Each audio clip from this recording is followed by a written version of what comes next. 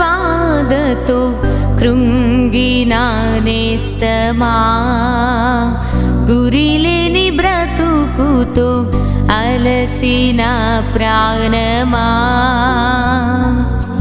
తన కరములు చాచి నిన్ను పిలుచుచున్నాడు, తన కరములు చాచి నిన్ను పిలుచుచున్నాడు.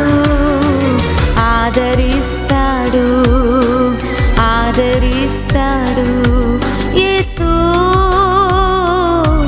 ఆశ్చర్యకరుడు, యేసు ఆశ్చర్యకరుడు, యేసు ఆశ్చర్యకరుడు.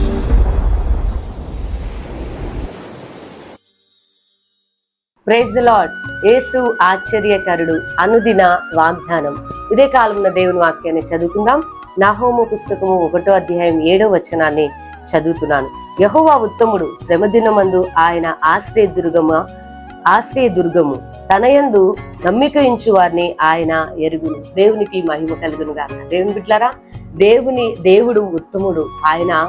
ఆయనని శ్రమలో మనము శ్రమ దినమున ఆయనని ఆశ్రయించినప్పుడు ఆయన మనల్ని ఎరుగుతాడు. అవును దేవుని బిడ్డలారా, ఈ లోకంలో నీకు శ్రమ కలిగినప్పుడు నువ్వు మనుషుని ఆశ్రయిస్తే మనుషుడు నిన్ను ఎరిగినా నీకు దూరంగా ఉంటాడు. కానీ దేవుడు అలాంటి వాడు కాదు.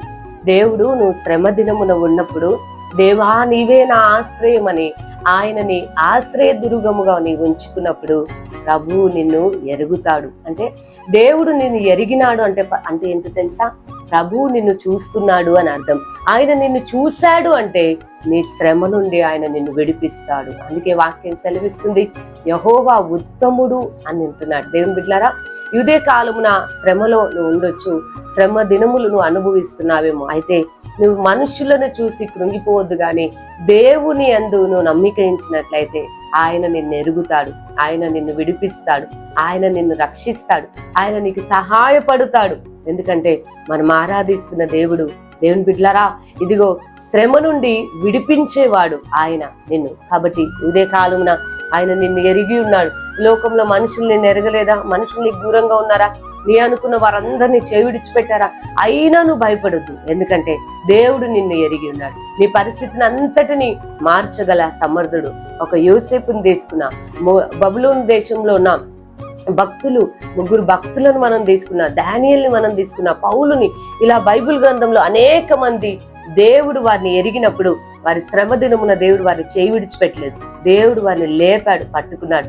ఇదే కాలం నిన్ను పట్టుకోబోతున్నాడు. ఆయన నిన్ను ఎరిగి ఉన్నాడు. నీ శ్రమ దినములన్నిటిలో నుండి ఆయన నిన్ను విడిపించి నీ ఎడల కృప చూపి ప్రభు నిన్ను నడిపించబోతున్నాడు. కాబట్టి ఈ వాగ్దానాన్ని నమ్మి ప్రభుని స్తుతించండి. మీ కొరకు చిన్న ప్రార్థన చేస్తాను. సర్వశక్తి గల దేవా, స్తోత్రం నాయన, మీరు ఉత్తమమైన దేవుడు నాయన.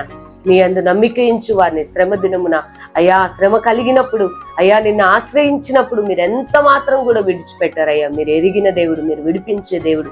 ఎంతమంది బిడ్డలు నాయన విడుదల కొరకు ప్రార్థిస్తున్నారో వారందరికీ ఈ రోజే ఇప్పుడే విడుదల కలుగును గాక నాయన.